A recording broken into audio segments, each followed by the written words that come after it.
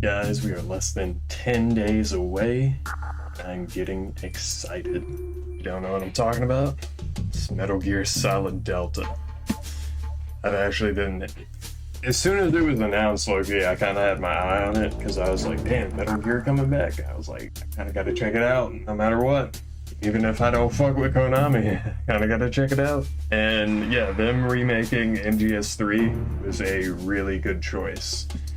Just because for newcomers it's super easy to get into, just because it's the beginning of the story. You don't need to really know much about Snake or Ocelot or, you know, the Colonel or anything Big Boss. It's the beginning, you learn it all. So it's honestly a great place to start. Playing it through chronologically for the first time is honestly a fun way to do it. You could do it either way. You could do it by release order or chronologically. Either way, I think would be a fun way to play through the series. You'd still end basically on MGS 4, or you'd end on MGS 5, so you'd get some really two great games to end on. MGS 3 also probably has the best story out of any of the Metal Gear games, besides 2 maybe, unless you don't like Raiden. Unless you don't like Raiden, then yeah, it's definitely 3, but if you like Raiden, I think 2 probably has the best story, honestly, personally. But MGS 3 has amazing mechanics, even by like today's standards. So for the time it was sick, but even by like today's standards, comparing it to like fucking, I don't even know, Assassin's Creed Shadows that came out, you know what I mean? Like MGS is still fucking doing circles around that game mechanically, like genuinely. Even, I mean, Hitman's a great series, but even that game, like all the disguises are just like the camos from MGS. So I mean, and Splinter Cell has always been kind of second tier to MGS the entire time, so yeah, MGS 3 still to this day holds up mechanically. Having the new modern controls will just make it more easy for newcomers again, and it'll just make it feel fresh for us returning players, especially those of us who've, you know, played MGS 5 and enjoy that game as gameplay. It'll be nice to have a little more modern controls. I don't mind the old school controls. I'll actually probably I'll do 2 playthroughs. I'll do one, you know, with the new control scheme and without the filter, and then I'll do one old school style with the filter on and everything. And I'll change, you can actually change, when you do that, you can change, I think it changes the theme. It changes it from the old theme to the new one that Cynthia just re-recorded, which is sick. So if so I'm gonna do 2 playthroughs with that. It'll be cool. Although I'm not a huge fan of the Unreal Engine 5, I kind of wish they stuck with Fox Engine, honestly. Maybe just updated it, kept it going. You know, like if you look at the Decima engine and where it's at now, you know what I mean? Like, had they just kept doing that with the Fox engine, it probably could have been sick and run really well. I mean, I was just playing MGS 5, getting 120 FPS, playing at like 1800p ultra wide, and yeah, it was locked 120, my guy. Like, did not drop a single frame ever. So, super well optimized. Kind of wish they stuck with that, because Unreal Engine on PC is notoriously kind of dog ass. I mean, even Silent Hill 2 ran like shit. However, I think we'll be alright with this game, just because unlike Silent Hill 2, which kind of loads in everything as you're playing, Snake Eater still is like a PS2 game at its core, so it will load in each like individual chunk, you know, each individual level. So I think loading issues shouldn't be a thing, and I think even with that, it should help out with things like shader compilation stutter if that ends up becoming a thing, but hopefully it won't. Speaking of the graphics, from what I've seen, the character models look great. I honestly like them a lot. I like Snake's design, I like the way the boss looks now. Originally she did look a little shaky, I'll agree, but even the original design I thought looked great. But now she looks amazing, she looks perfect. Eva looks great.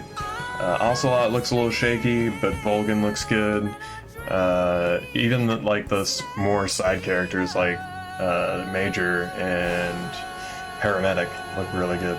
So all the other boss characters look really good, like the Fury.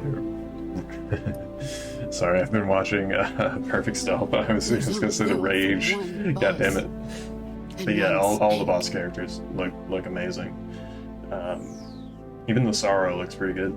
And what's funny is I was thinking about this, where this game differs from what I think like someone like Kojima would do now, actually, if he were to remake the game, is Kojima definitely would have cast real actors and used their actual likenesses in the game, whereas this game kind of remains more faithful to Shinkawa's original character designs, and I really, really like that, actually. It looks more like Tekken 8, you know, with just like super high fidelity stylized characters. So a character like Snake, I think honestly, I think he looks his best he's ever looked in this game. Don't get me wrong, I like the Kiefer Sutherland, he looked alright. Don't get me wrong, he looks sick. V's my guy. But nah, this is definitely the best Snake has ever looked, for sure. And gameplay wise, we kind of already know what to expect since they haven't really changed much. It's just basically the original game, which is perfectly fine because, again, like I was saying, this game holds up amazingly. And all they've really done is added some super nice quality of life features, like the new camo menu, right? Being able to change camos quicker on the fly and not have to scroll through a bunch of, the pause menu and all that stuff. And then along with, how the item system works already, I mean, I think it's pretty great. I like the new UI as well. I think it looks a lot cleaner, a lot easier to read. So yeah, I really can't wait to give it a shot. Less than 10 days away. I get to play it 2 days early because I already pre-ordered it. So I'm one of those guys. This game, I knew I was going to play it. I was like, fuck it, I'll buy it already. I'll buy it full price. Here we go. So, we'll see. Also, this is probably the best re-release the game has gotten so far. It has Snake vs. Monkey, the Bomberman thing for Xbox players, and then Fox Hunt coming in a couple months. The HD Collection, Legacy Collection, Master Collection, they all didn't have Snake vs. Monkey or any online to speak of. So even though we're not getting like a full MGO, at least we're getting, Fox Hunt. I'm definitely gonna give it a shot when it comes out, and it'll definitely be like fun for a little bit for sure, at least a few months. We'll definitely be having a blast on that, I think. So it is a shame it's not cross-platform, though. I did hear that. Hopefully they could maybe patch it in later, because I think that would really split the player bases, and the game will die a little quicker. If there was a bigger player pool, it'd be nice, and if they did an update and did that, it would definitely bring in players again to play. So I think they should definitely keep that in the back of their mind, because it would bring in returning players, and also maybe new players would buy the game. The only downside of the game I can really think of off the top of my head is the price right now. Games are kind of expensive, and this is no exception. It is $70 for the base game and $80 for the deluxe edition. And of course, if you pre-order, you get to play early, and I think you also get, it's like the tuxedo suit. So yeah, it's one of them situations. And what sucks is, I think about a game like Mafia Definitive Edition. That game, I remember, released at $40. $40 for a game that's arguably about as long as MGS. Definitely not as mechanically dense and not as replayable as MGS, but a comparable kind of remake, and it's damn near like half the price. And they just released a game that was $50, so there's that. So I think 60 would have been really nice. I think 50 would have been even even sweeter, considering I think Master Collection wasn't even 40, he was like 60, wasn't it? Jesus. So yeah, 60 would have been nice, but 70 is whatever. So is it worth it? That's for you to decide as an individual. For me, it's one of my favorite games ever.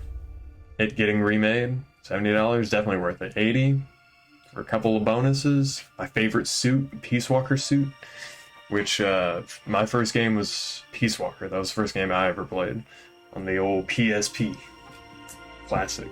You know, that game was sick too. That game is honestly probably, besides like Chains of Olympus or maybe one of the GTA games, the best PSP game. Like, that shit was fire. Also, before I leave you, people were complaining about the AI in Delta, and I just want to say, this is the dumbest shit I have ever heard. These are people who have clearly never played MGS or MGS3 or haven't played it like recently, or just have like a clouded memory of it, because here's a clip of MGS5 where the guy is wearing the exact same suit, and does essentially the exact same thing minus the chopper, which actually, if I get into real quick, you can destroy the chopper that's destroyed in the original clip.